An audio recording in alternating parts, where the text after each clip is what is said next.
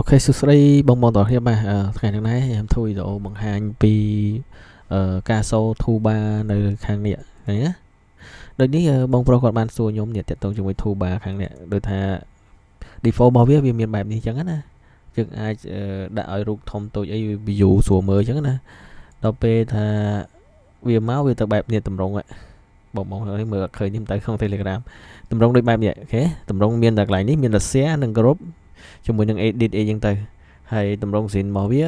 មក default របស់វាគឺតម្រងបែបនេះតម្រងនេះគឺមានច្រើនអញ្ចឹងណាអញ្ចឹងបងប្អូនទាំងគ្នាបាត់Tuba នៅជួរនេះបាត់អស់ link បងប្អូនថាអត់ដឹងទៅយកពីណាអញ្ចឹងណាអូខេអញ្ចឹងឧទាហរណ៍បងប្អូនទាំងគ្នាគ្រាន់តែបើកតា Finder មកនេះចូលទៅ Finder បងប្អូនគ្នាចូលទៅ Finder ចូលទៅកន្លែងណាក៏បាន document អីក៏បាន download ក៏បានលើខ្ញុំ document អញ្ចឹងទៅវាឲ្យតែឃើញបែបនេះឃើញតម្រងបែបហ្នឹងមកអានេះខ្ញុំទាញធំតិចចុះអញ្ចឹងមកដល់កន្លែងនេះបងប្អូនទាំងទូទៅ default របស់វាមានច្រើនវាមានកន្លែងនេះច្រើនយើងអាចសម្រាប់view រូបធំតូចអីតាមហ្នឹងហ្នឹងណាអញ្ចឹងបងបាត់ទៅហ្នឹងអញ្ចឹងបងចង់ឲ្យវាបានមកដូចដើមមកចេះដូចដើមនៅក្នុងដូចខ្ញុំ view ក្នុង Telegram អញ្ចឹងនេះមានច្រើនអញ្ចឹងណានេះគាត់គូបញ្ជាក់មកខ្ញុំអញ្ចឹងណាដល់ពេលខាងក្រោមនេះគាត់មានតែប៉ុណ្្នេះទេនេះមានតែ3នេះទេដូចនេះអញ្ចឹងនេះមានអញ្ចឹងមានតែប៉ុណ្ណឹងអញ្ចឹងអូខេអញ្ចឹងយើងទៅសូវាទាំងអស់គ្នាតាសូឲ្យចេញបែបនេះទាំងអស់គ្នាអ្នកទាំងអស់គ្នាគ្រាន់តែ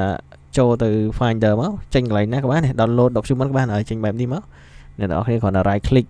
ដាក់មកលើមកជួរ Tuba របស់វាហ្នឹង right click ស្ដាមមួយមកហើយយក custom Tuba អូខេនេះវិធីដោះស្រាយមានតែប៉ុណ្្នឹងទេបងប្អូនឃើញវាមានតម្រងច្រើនបងប្អូនឆ្ងល់ធ្វើមិនបានយកទៅដាក់លើនឹងបានវាអត់មានកន្លែង add កន្លែងអីចឹងណាអូខេបងប្អូនចង់យកទាំងអស់នេះហ៎បងប្អូនគាត់ select លេងចែកមក select មកទាញខ្ញុំម្នាក់មកបងប្អូនទេបាទទាញម្នាក់មកប៉តែប៉ុណ្ណឹងអូខេបងប្អូនមកតម្រងដើមវិញទាំងអស់បងប្អូនចង់ដាក់delete នេះចូលកន្លែងក្នុងនេះចូល folder អីផ្សេងដាក់នៅនឹងទាញដាក់បងប្អូនទេបាទបើបងប្អូនចង់បានសូអីទៀតទាញដាក់មកបានទាំងអស់ដាក់លើហ្នឹងណាបើថាខ្ញុំចង់ទាញដាក់ airdrop អីទៀតនេះ airdrop នេះទាញយកដាក់ហ៎ទាញដាក់នេះដាក់បងប្អូនទេបាទចង់ទាញដាក់អីទៀតក៏បានដែរបងប្អូនទេខ្ញុំទាញនេះមួយទៀតចុះ preview អូខេអញ្ចឹងចុចដានអញ្ចឹងវាសូមកវិញទាំងអស់នេះអូខេសម្រាប់បងគាត់មានបញ្ហាជួបបែបហ្នឹងបាត់អីចឹងណារាវចុះរាវឡើងបាត់តម្រងមានតែប៉ុណ្្នឹងទេវីដេអូហ្នឹងណាអញ្ចឹងវីដេអូហ្នឹងមានតែប៉ុណ្្នឹងទេសម្រាប់បងទេបាទអញ្ចឹងងាយស្រួលមែនតើហើយខ្ញុំប្រាប់មកកលឹះមួយទៀតបងដែលគាត់បាត់នេះចង់ឲ្យមានវីដេអូ download អី document ពេលខ្លះវាបាត់អញ្ចឹងណានេះចង្កាបាត់នៅ application នេះអត់សូអញ្ចឹងបងទេគាត់ចូលទៅ Finder ហ្នឹងចូលមកតម្រងហ្នឹងហើយនេះបងប្អូននឹងមើលខាងជ្រុងចិត្តកន្លែង Apple ខាងឆ្វេងណៃលើហ្នឹងបងប្អូនគ្នាបានគាត់ right click ចូលទៅយកពាក្យដាក់ setting នេះមកអាហ្នឹងយកទៅមកអូខេអញ្ចឹងទូទៅវាចូលកន្លែង general នេះអូខេ general នេះកន្លែងនេះhard disk ហ្នឹងយើងចុចមកវាសូបែបនេះវាឃើញ hard disk របស់យើងមក Magento HD នេះអូខេ Magento HD របស់ Mac ហ្នឹងអញ្ចឹងដកវាមកបាត់ហ៎សូបាត់អូខេអានេះ eternal ឧទាហរណ៍អ្នកខ្លះដាក់ eternal ហើយអត់ស្គាល់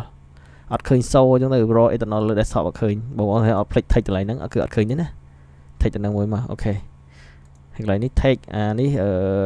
សម្រាប់ពណ៌ទៅលើ folder ឯងបងប្អូនចង់កំណត់ពណ៌អីចឹងណាហើយកន្លែងនេះសំខាន់ណាស់អញ្ចឹងអ្នកខ្លះអត់មានទេmovie នេះក៏អត់ download នេះក៏អត់ document នេះក៏អត់ desktop នេះក៏អត់ហើយសុំបាត់ទាំង application ទៀតញ៉េបាត់អស់លេងមកដល់កន្លែងនេះគឺបាត់អត់ឃើញទេ application download document អីផ្សេងគឺបាត់ទាំងអស់ desktop អីគឺបាត់អញ្ចឹងបងប្អូនគាត់ចូលមកកន្លែងហ្នឹងមកសូមកសូក្នុងមួយមកគេ reload ទេចង់បានអីទៀតសូមក music ទេសូអស់មកក៏បានដែរហ្នឹងហើយតែប៉ុណ្្នឹងទេអូខេវីដេអូហ្នឹងមានតែប៉ុណ្្នឹងទេសម្រាប់បងប្អូនទេបាទចំណេះដឹងតិចតួចទៅលើ MacBook ឬ Mac mini ឬអីផ្សេងបងប្អូនដែលប្រើលើ Apple គឺចំណេះដឹងមានតែប៉ុណ្្នឹងទេ